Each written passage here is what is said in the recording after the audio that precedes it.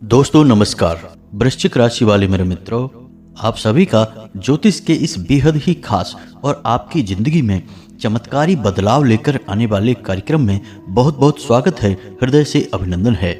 माता रानी आपकी हर मनोकामना पूरी करें और जीवन के हर क्षेत्र में आपका साथ दें। दोस्तों, आज ही अपने पूजा घर में चुपचाप लाकर रख लो ये दो चीजें और आप देखेंगे कि आपके द्वारा की जाने वाली हर छोटी बड़ी पूजा का आपको कई गुना अधिक परिणाम प्राप्त होगा। भगवान का आशीर्वाद आपको प्राप्त होगा, जिससे आपके जीवन में आ रही छोटी मोटी अड़चनें और बाधाएं अपने आप ही समाप्त होने लगेंगी। और सबसे महत्वपूर्ण बात दोस्तों, कि आपके आसपास एक ऐसा ऊर्जा का क्षेत्र तैयार हो जाएगा जिससे कि आपके शत्रु यानी कि जो आपके छुपे हुए दुश्मन हैं, वे पूरी तरह से निष्क्रिय हो जाएंगे। उनका ध्यान आपके ऊपर से हट जाएगा। वे अपने जीवन की उथल पुथल में ही व्यस्त हो जाएंगे। इन दो चीजों की शक्ति इतनी प्रबल है कि इनके प्रयोग मात्र से यानी अपने पूजा के घर में या अलमारी में चुपचाप रख लेने मात्र से आपके द्वारा हर एक विनती, हर एक निवेदन सीधे भगवान तक पहुंचेगा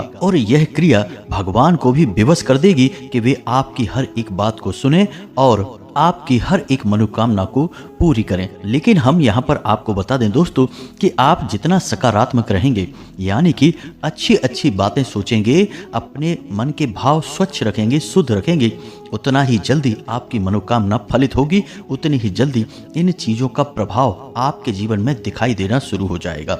एक बात याद रखें दोस्तों, कि आपकी राशि के जातक जब जब जीवन में नकारात्मक होंगे, फिर चाहे वह नकारात्मकता किसी भी प्रकार की क्यों न हो, इन्हें अपने जीवन में कष्ट उठाने पड़ेंगे। जी हाँ दोस्तों, तो आपके जीवन में सरलता का मार्ग केवल सकारात्मकता की राह पर चलकर ही प्राप्त होगा। इस बात को आप निश्चित तौर पर अपने दिमाग में बिठा कर रखें। अब आपके मन में यह प्रश्न उठ रहा होगा कि कौन सी ऐसी दो चीजें हैं जिनका इतना अधिक बल है, इतना अधिक प्रभाव है और इनके बारे में अब तक आपको पता तक नहीं है। जी हाँ दोस्तों, हम आपको बता दें कि बहुत सारी ऐसी चीजें होती हैं जो कि गुप्त रखी जाती हैं, जानबूझकर इन्हें छुपाया जाता है, सामान्य तौर पर लोगों को बताया नहीं जाता है। अब हमारी शास्त्रीय या फिर वैदिक पद्धति में इन चीज़ों के बारे में वर्णन तो मिलते हैं, लेकिन इन चीज़ों को या तो लोग जानते ही नहीं हैं या फिर जो जानते हैं वो साधारण तौर पर किसी को बताते नहीं हैं। अब जिनको इन बातों के बारे में पता चल जाता है, वे तो जल्दी जल्दी कामयाबी की सीढ़ियां चढ़ जाते हैं, जीवन से उनके सारे कष्ट दूर हो जाते हैं। लेकिन जिन्हें पता नहीं होता है, वे बस छोटे मोटे प्रयास करते रहते हैं और हमेशा जीवन में परेशान बने रहते हैं। उनकी भक्ति और उनकी साधना कभी भी उनकी मंजिल तक नहीं पहुंच पाती है, अपने लक्ष्य को हासिल नहीं कर पाती है। अब इस बात को आप इस तरह से समझ सकते हैं कि मानकर चलिए कि कोई एक कथावाचक है जो अपनी कथा बोल रहे हैं, लेकिन कोई भी माइक नहीं है, कोई भी संसाधन उपलब्ध नहीं है। वे केवल अपने वाणी के बल से लोगों को अपनी कथा सुनाना चाहते हैं। तो वह कथा कितने लोग सुन पाएंगे दोस्तों? ज़्यादा से ज़्यादा उनके नज़दीक बैठे हुए 150 लोग ही मुश्किल से सुन पाएंगे, बाकी लोगों तक उनकी कथा नहीं पहुंच पाएगी। लेकिन यदि इनकी इसी कथा में माइक जोड़ दिया जाए तो उनकी आवाज़ का बल इतना अधिक बढ़ जाएगा कि वह कथा हजारों लोगों तक पहुंच जाएगी। और इसी में यदि सोशल मीडिया को भी जोड़ दिया जाए, जैसे कि यूट्यूब, फेसबुक वगैरह को, तो फिर तो इनकी कथा लाखों लोगों तक भी पहुंच जाए तो कोई बड़ी बात ना होगी। तो दोस्तों, भाषा तो वही है, वाणी का बल उतना ही है, लेकिन साधन जोड़ते जाने से संख्या यानी कि पहुंच बढ़ती चली जा रही है। तो इसी प्रकार दोस्तों, हमारी भक्ति और पूजा पाठ भी वही होती है, बस इसमें हम छोटे छोटे साधनों का यदि प्रयोग करना सीख जाएं, कुछ बड़े और गुप्त साधनों को भी जान जाएं, तो इसका बल कई गुना अधिक बढ़ जाता है। इसका छोटा सा प्रमाण यह है कि आपने देखा होगा कि कुछ लोग तुलसी की माला धारण करके रखते हैं, कुछ लोग हाथ में दंड पकड़ कर रखते हैं। पुराने जमाने के ऋषि मुनि हुआ करते थे, वे हाथ में दंड पकड़ कर रखते थे, कमंडल रखते थे, रुद्राक्ष की या तुलसी की या फिर हकीक की या स्फटिक की मालाओं का प्रयोग किया करते थे। तो ये सारे क्या हैं? ये सारी चीजें हैं, वस्तु हैं, लेकिन इनके माध्यम से साधना एक अलग ही स्तर तक पहुंच जाया करती थी, तो इसलिए इनका प्रयोग किया जाता था। जी हाँ दोस्तों, तो इन सब चीज़ों को आपको बताने का हमारा मकसद यह है कि आप समझें कि हमारे आसपास जो चीज़ें मौजूद हैं, इनकी शक्ति क्या है, इनके प्रयोग के तरीके क्या हैं। तो दोस्तों हम आपको सारी बातें विस्तार से बताने जा रहे हैं और इन 2 चीज़ों का गुप्त प्रयोग आपको हम बताएंगे। बस चुपचाप आपको इनका प्रयोग करना है, अपनी पूजा की अलमारी में लाकर रख लेना है, किसी से इस विषय में चर्चा नहीं करनी है। फिर आप वही प्रार्थना, वही पूजा पाठ, वही हनुमान चालीसा करेंगे, लेकिन आपको इसके परिणाम कई गुना अधिक प्राप्त होने लगेंगे। लेकिन फिर से हम दोस्तों आपसे यही बात दोबारा फिर कहेंगे कि आपके मन के भाव शुद्ध होना आवश्यक है, क्योंकि ये पूजा जो हम करते हैं, जो हमारे घरों में होती है, जो हमारे जीवन में आसपास हम देखते हैं चलती रहती है, ये सात्विक पूजा होती है। और यहाँ पर हमारा सत्य यानी कि हमारी मन की शुद्धता बहुत अधिक आवश्यक होती है। यदि यहाँ पर हमने मन में थोड़ा सा भी मैल उत्पन्न किया यानी नकारात्मकता लेकर आए, तो फिर हमारा हर एक प्रयास असफल हो जाएगा, फिर किसी भी प्रकार का आपको लाभ प्राप्त होगा ही नहीं।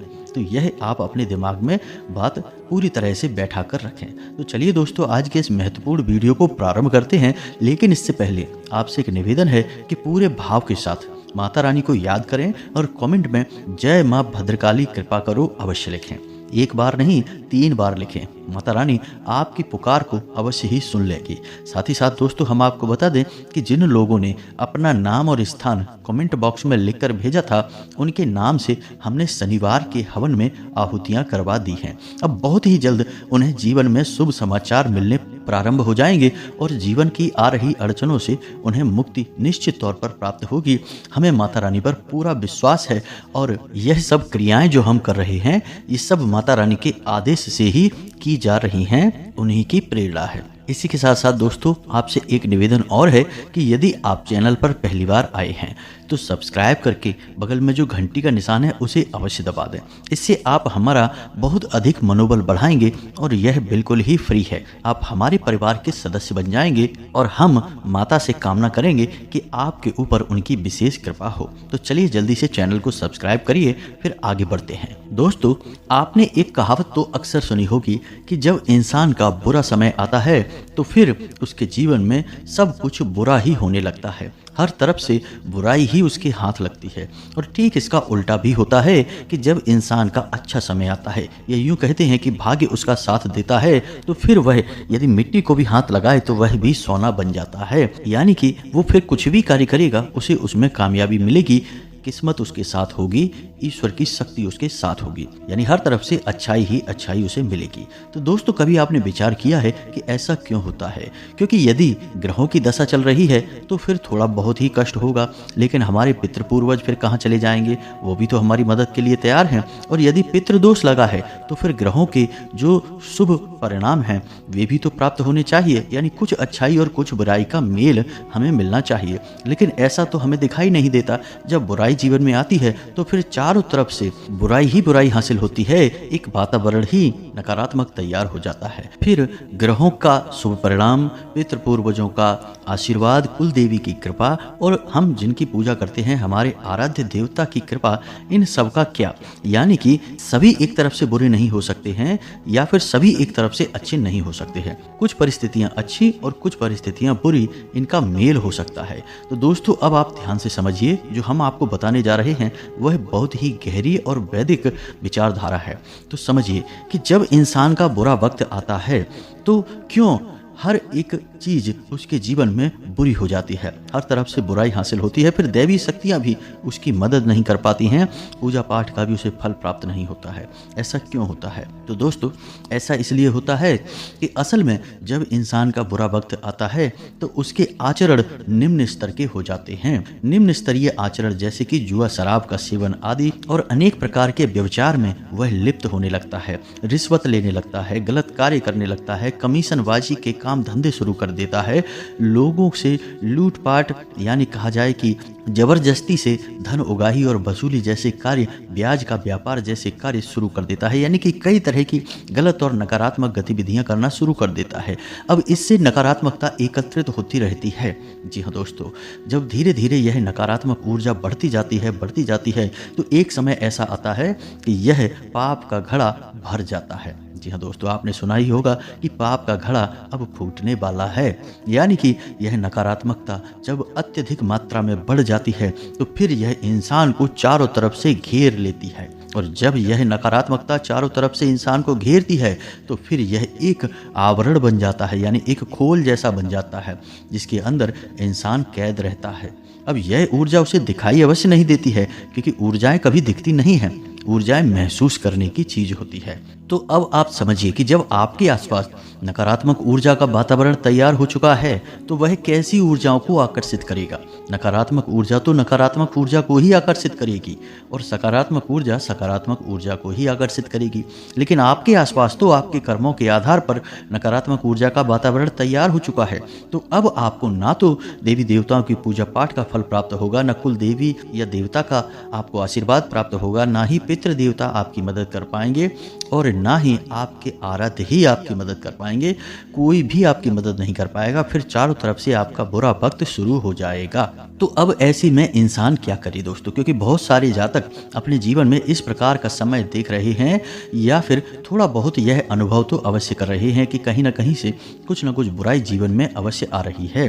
जी हाँ दोस्तों, तो ऐसे में अब जातक क्या करे, यह विचारणीय विषय है। तो दोस्तों हम आपको बता दें कि सबसे बड़ी जो प्रक्रिया है एक जातक को करनी चाहिए, एक इंसान को करनी चाहिए, वह यह है कि अपने कर्मों का आकलन अवश्य करे और जहाँ भी उसे अपने कर्मों में नकारात्मकता दिखाई दे उन कर्मों को तुरंत बंद कर देना चाहिए। इसका बहुत बड़ा प्रभाव आपके जीवन में दिखाई देगा।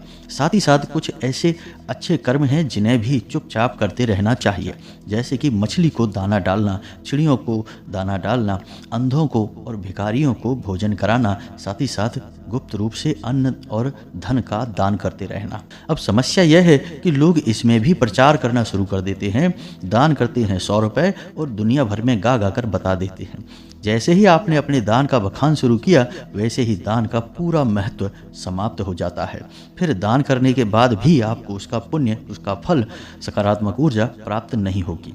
अब कोई क्या करे, अपना दान भी कर रहे हैं और बताए भी नहीं, तो यह तो बहुत बुरा लगता है कि भैया पैसा भी चला गया, मेहनत भी चली गई और हमने किसी को बता भी नहीं पाया, नाम भी नहीं कमा पाया। तो दोस्तों हमारी वैदिक परंपरा में दान को प्रचार का माध्यम नहीं बताया गया है, यह गुप्त रूप से होना चाहिए। प्रचार करने के लिए आप कोई दूसरा कार्य करिए, कुछ ऐसा कर्म करिए जिससे आपका स्वयं ही प्रचार हो जाए, लेकिन दान कर्म से प्रचार नहीं करना है, यह बहुत ही गुप्त प्रक्रिया है। तो आप कुछ छोटे छोटे ऐसे कार्य अवश्य करते रहिए, लेकिन इस सबसे महत्वपूर्ण बात यह है कि किसी एक आराध्य में अपनी भक्ति पूरी तरह से दृढ़ कर लीजिए। तो इन सब बातों को दोस्तों हम आपको इसलिए बता रहे हैं कि कई बार हम कमेंट में ऐसे पढ़ते हैं कि गुरुजी हमारा तो बहुत ही बुरा वक्त चल रहा है, हर तरफ से केवल बुराई ही बुराई दिखाई दे रही है, जीवन में पूरी तरह से अंधकार छा गया है। तो अब ऐसे में हम क्या करें? तो याद रखें दोस्तों कि नकारात्मकता है यानी बुरे कर्म हैं, ये किसी बीमारी की तरह हमारे जीवन में आते हैं। हमें पता भी नहीं चलता कि कब नकारात्मकता ने हमें घेरना शुरू कर दिया है, हम किस बुराई में लिप्त होने लगे हैं, हमें पता भी नहीं चलता है। लेकिन यदि हम सतर्क रहें, जागृत रहें, तो हमें इनका एहसास समय रहते हो जाता है। फिर तुरंत हमें इन कार्यों को बंद कर देना चाहिए। और दूसरा सबसे महत्वपूर्ण कार्य कि हमें शुभ कार्य यानी कि पुण्य प्राप्ति के लिए जो कार्य बताए गए हैं उन्हें भी नियम से करते रहना चाहिए। इससे हमारा बुरा समय कभी नहीं आता।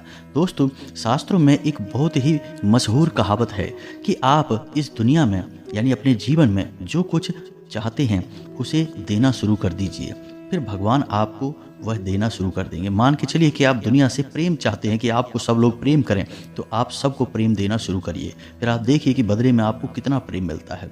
ठीक इसी प्रकार सम्मान चाहते हैं तो सम्मान देना शुरू करिए, देखिए फिर आपको कितना सम्मान मिलता है। और चीज़ों के बारे में भी दोस्तों यही है कि अन्न और धन भी दान करना शुरू करिए, संकोच मत करिए दोस्तों। ना तो यह अन्न धन आपकी मर्जी से आपके पास आया है और ना ही आपकी मर्जी से यह जाएगा, आप तो बस माध्यम है दोस्तों, देने वाला तो भगवान है। आपने सुना होगा कि प्राचीन काल में राजा महाराजा अन्न और धन विशेष रूप से दान किया करते थे, तो उनके पास कभी इस चीज़ की कमी नहीं हुई, आपके पास भी नहीं होगी। आप यकीन मानिए, आप खुलकर दान करना शुरू करिए, फिर देखिए कि पैसा कैसे आपके जीवन में अलग अलग रास्तों से आता है। एक बार किसी स्थान से पैसे की आवक शुरू होगी तो रुकेगी ही नहीं। दान का महात्म बहुत बड़ा है दोस्तों, इसका विधान समझिए और इसको प्रयोग करना सीखिए, बहुत कुछ आपको हासिल होगा। तो इन सब बातों को बताने का मकसद केवल हमारा इतना है कि आप स्वयं ही अपने जीवन में चल रही घटनाओं के लिए जिम्मेदार हो सकते हैं और स्वयं ही इनसे बाहर निकलने का रास्ता आपको ढूंढना पड़ेगा। कोई आपका हाथ पकड़कर आपको जीवन के कष्टों से बाहर निकालने के लिए नहीं आने वाला है। यह आपका कर्म है, आपको ही यह युद्ध लड़ना है और आपको ही इस युद्ध को जीतना भी है दोस्तों। तो चलिए अब हम आपको बताते हैं कि कौन सी हैं वो 2 गुप्त चीज़ें जिन्हें आपको चुपचाप अपने पूजा घर में लाकर रख लेना है। किसी से इस विषय पर कोई चर्चा नहीं करना है। अब ध्यान से सारी बातों को समझना कि हम आपसे क्या कह रहे हैं। सबसे पहले आपको अपने पूजा घर के लिए एक लक्ष्मी पोटली तैयार करनी है। जी हाँ दोस्तों, लाल किताब में इसका वर्णन मिलता है और इस पोटली का महात्म इतना अधिक है कि जिस जातक के घर में, पूजा घर में यह पोटली पाई जाती है या जो जातक रखता है, उसके जीवन में कभी भी धन की कमी नहीं होती है। अब इस पोटली को तैयार कैसे करना है, इन बातों के बारे में ध्यान से समझें। हर एक चीज को चुन चुन कर लाएं। पवित्रता के साथ मन में भाव उत्पन्न करते हुए इस पोटली का निर्माण करें। शुक्रवार के दिन शाम के वक्त आपको यह कार्य करना है। तो आप दिन के समय इस पोटली को तैयार करें और शाम के समय आप इसकी प्रक्रिया प्रारंभ कर दें। अब आपको सबसे पहले इस पोटली के लिए क्या क्या सामग्री चाहिए वह ध्यान से समझें। सबसे पहले आपको लाल रंग का एक कपड़ा चाहिए, लाल रंग का ही एक धागा चाहिए जिससे यह पोटली का निर्माण किया जाएगा। कपड़ा कोरा होना चाहिए, धागा भी शुद्ध और कोरा होना चाहिए। अब आपको इस पोटली में सबसे पहले एक चांदी का सिक्का रखना है, थोड़ा सा खड़ा धनिया रखना है और उसके बाद थोड़ी सी चावल जिन पर हल्दी लगी हुई हो यानी अक्षत, और इसी के साथ साथ 7 कमलगट्टे और 7 लक्ष्मी कौड़ियाँ रखें। याद रखें कि कौड़ियाँ खंडित नहीं होनी चाहिए।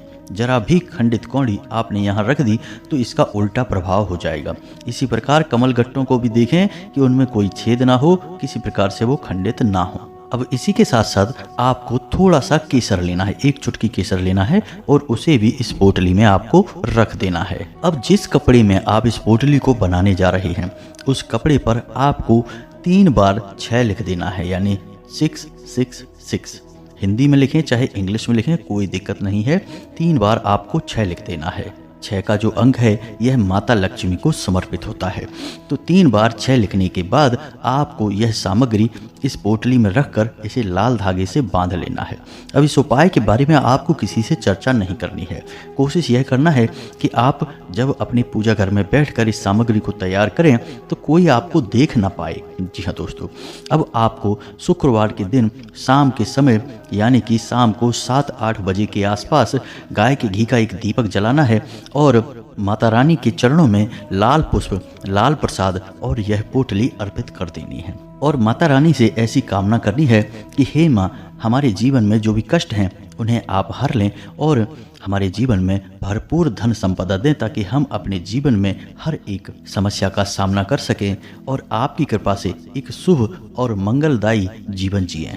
इस प्रकार की आपको कामना करनी है और इस पोटली को आपको पूजा समाप्त होने के बाद अपनी पूजा की अलमारी में किसी भी स्थान पर गुप्त रूप से छुपा कर रख देना है।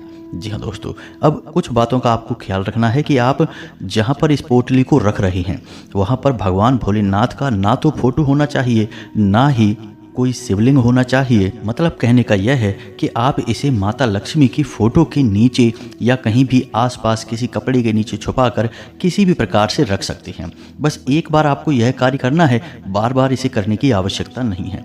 यदि किसी कारणवश यह पोटली खुल जाती है तो फिर आपको दोबारा से नई पोटली तैयार करनी होगी, या फिर यह खंडित हो जाती है या किसी वजह से यह दूषित हो जाती है तब भी आपको नई पोटली बनानी होगी। लेकिन फिलहाल यह लंबे समय तक आपका साथ देगी। आप जैसे ही इस पोटली का निर्माण करेंगे, अपने पूजा घर में स्थापित करेंगे, आप देखेंगे कि आपके जीवन में धन को लेकर समस्याएं धीरे धीरे समाप्त होनी शुरू हो जाएगी। पैसे की तमाम तरह से आवक शुरू हो जाएगी।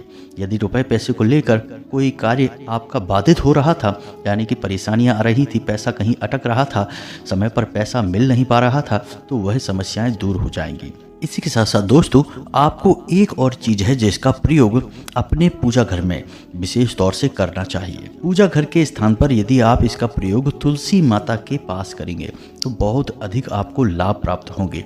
लेकिन यदि आपके घर में तुलसी माता नहीं है या व्यवस्थित नहीं है या सही स्थान पर नहीं है तो फिर आप इन्हें पूजा घर में स्थापित कर सकते हैं। जी हाँ दोस्तों, इन्हें हम शालिग्राम कहते हैं। शालिग्राम एक घर में होना बहुत आवश्यक है। जिस घर में शालिग्राम मौजूद होती हैं उस घर में किसी भी प्रकार की रोग दोष और बाधाएं नहीं रहती हैं। जीवन निर्बाध रूप से सुखी व्यतीत होता है। साथ ही साथ यह भगवान विष्णु का शुद्ध प्रतीक माना जाता है। तो माता लक्ष्मी स्वयं ही इस घर में वास करने लगती हैं जहां शालिग्राम स्थापित होते हैं। तो यदि आपके घर में माता तुलसी का व्यवस्थित स्थान है, नित्य पूजन होता है, जल अर्पित किया जाता है, तो आप माता तुलसी के पास ही शालिग्राम को स्थापित करें। यानी कि माता तुलसी के जड़ों के पास आप शालिग्राम को स्थापित करें। पूरे विधि विधान से उनका नित्य पूजा पाठ करें। गाय के घी का एक दीपक अवश्य जलाएं तो आपके जीवन में चमत्कारी परिणाम प्राप्त होने शुरू होंगे। दोस्तों, अब शालिग्राम की शुद्धता को जानना बहुत आवश्यक है। कई प्रकार के शालिग्राम बाजार में मिल जाते हैं, लेकिन आपको देखना है कि शालिग्राम की जो शिला है वह बिल्कुल काले रंग की होनी चाहिए। उसमें कोई भी अन्य रंग दिखाई नहीं देना चाहिए। इसी के साथ साथ उसका स्वरूप बिल्कुल काला होना चाहिए। अगर काले रंग में थोड़ा हल्का रंग है, यानी कि हल्की काले रंग की वह शिला है, तो वह शुद्ध शालिग्राम नहीं माना जाता है।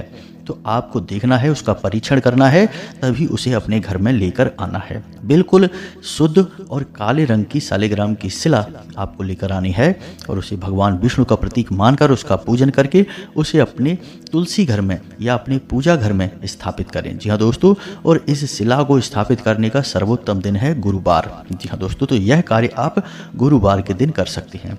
अब यदि तुलसी के घर में आपका सही व्यवस्था नहीं बन पा रही है तो आप इसे पूजा घर में भी स्थापित कर दें, कोई समस्या नहीं है दोस्तों। बस इन दो चीजों को आप सही तरह से व्यवस्थित करके अपने पूजा घर में स्थापित करें और आप देखें जीवन कैसे बदलता है। चमत्कार होना शुरू हो जाएंगे दोस्तों, हम इस बात की गारंटी देते हैं। अब एक बहुत ही गुप्त विषय हम आपको बताने जा रहे हैं, इसे भी आप ध्यान से समझ लें, क्योंकि यहीं से सारे पूजा पाठ में विधि विधान शामिल होते हैं या फिर पूरी जो भी पूजा पाठ हम करते हैं वह चौपट हो जाती है। जी हाँ दोस्तों, तो अब आपने जैसे पूजा करने के लिए दीपक जलाया, बिना दीपक जलाए तो पूजा संपन्न होती ही नहीं है, यह आप भी जानते हैं।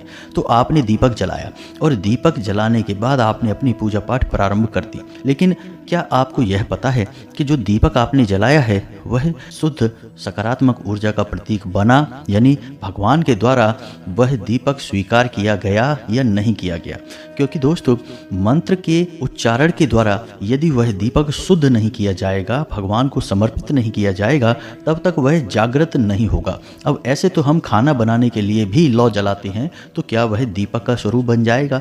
ऐसे तो हम सर्दियों में तापने के लिए अपने घरों के बाहर थोड़ी थोड़ी अग्नि जला लेते हैं, तो क्या वह दीपक का स्वरूप बनेगा या फिर वह हवन कहा जाएगा? जी नहीं दोस्तों, हर एक अग्नि, हर एक लौ दीपक नहीं होती है।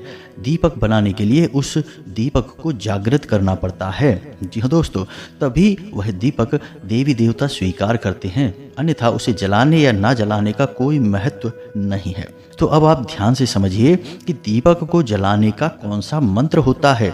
आप जब भी दीपक प्रज्वलित करें तो इस मंत्र को उच्चारण अवश्य करें और कम से कम आपको यह मंत्र 7 बार उच्चारण करना है। जी हाँ दोस्तों, 7 बार उच्चारण करते करते आप इस दीपक को प्रज्वलित करेंगे तो आप देखेंगे कि आपकी पूजा पाठ को एक विशेष दर्जा हासिल हो जाएगा। आपकी पूजा पाठ का आपको विशेष फल प्राप्त होना शुरू हो जाएगा। तो वह मंत्र कौन सा है जो दीप जलाते समय, प्रज्वलित करते समय हमें उच्चारण करना चाहिए? तो ध्यान से सुने, मंत्र आपके मोबाइल की स्क्रीन पर भी दिखाई देगा, हम बोलने भी जा रहे हैं। तो मंत्र कुछ इस प्रकार है: शुभम करोति कल्याणम, आरोग्यम धन संपदाम, शत्रु बुद्धि विनाशाय, दीपम ज्योति नमोस्तुते।